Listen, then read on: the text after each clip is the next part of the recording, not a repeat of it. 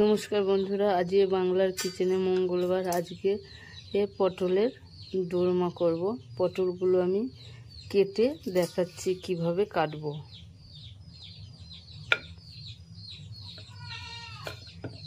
পটলগুলো দু সাইডে এভাবে পটলগুলো এইভাবে কাটতে হবে।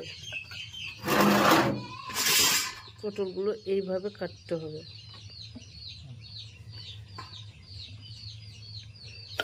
সবগুলো পটলই একইভাবে কেটে ছাড়িয়ে নিচ্ছি আমি।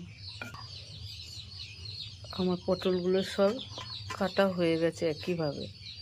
এবার এগুলোকে আমি ধুয়ে নুন হলুদ মাখিয়ে রেখে দেবো কিছুক্ষণের জন্য।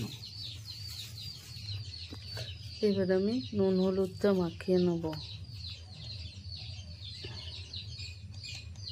1 টেবিল চামচ লবণ দিলাম,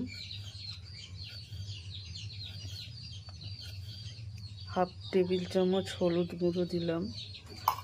দিয়ে এবার এটাকে আমি ভালো করে মাখিয়ে নেব।